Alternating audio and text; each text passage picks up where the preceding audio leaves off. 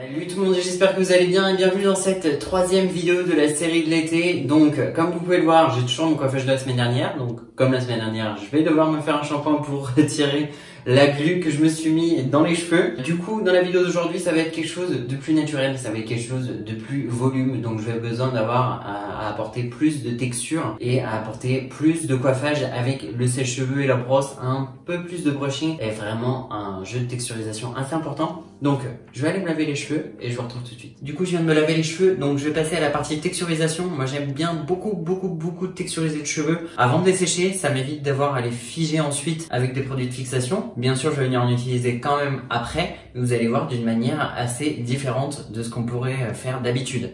Du coup, en racine, je vais venir utiliser le Beach Texture de Osis. Donc c'est pareil, c'est Schwarzkopf professionnel. Donc ça, je vais venir le mettre en racine. Et sur les longueurs, je vais venir utiliser la mousse volume de chez Chou et Moi.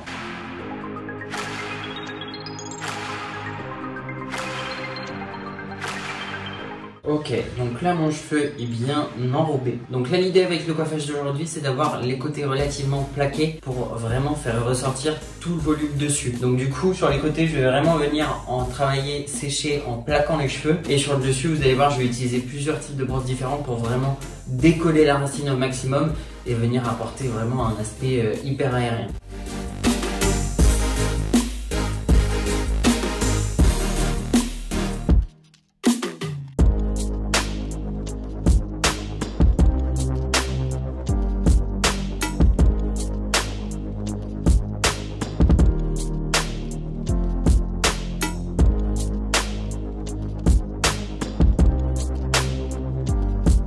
Ok, une fois que le séchage est terminé, on va venir retexturiser nos racines pour être sûr qu'elles gardent bien tout le volume qu'on leur a donné.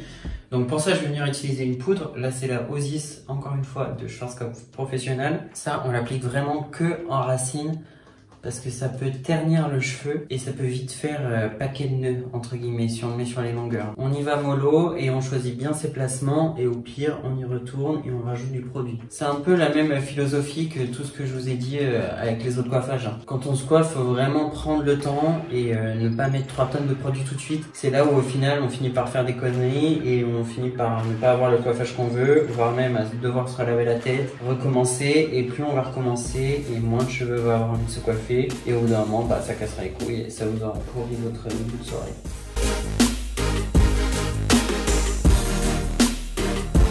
Une fois que ça c'est fait, on va venir utiliser une laque. Et là par contre, on va venir travailler l'ensemble.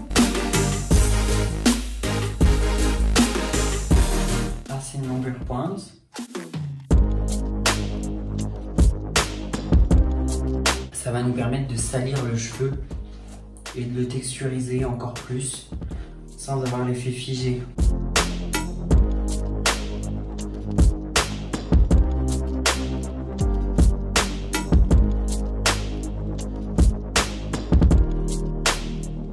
Ok, et une fois qu'on a notre volume, comme on a beaucoup texturisé le cheveu, il peut parfois manquer de brillance. Donc là, je vais juste venir utiliser une brillantine, mais vraiment un voile de loin.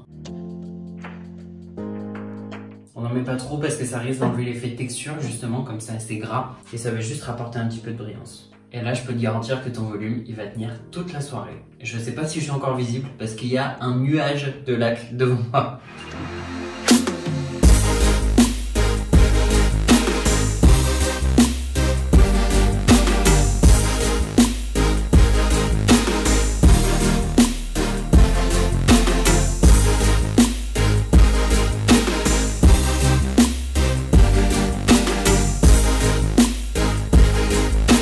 Ok tout le monde, j'espère que cette vidéo vous aura plu. Je vous laisse liker, commenter, vous abonner et partager la vidéo. N'oubliez pas d'activer la cloche de notification pour être au courant de la prochaine vidéo qui va sortir. Ce sera la dernière de la série de l'été sur les coiffages. Et moi je vous souhaite une bonne après-midi à tous. Salut!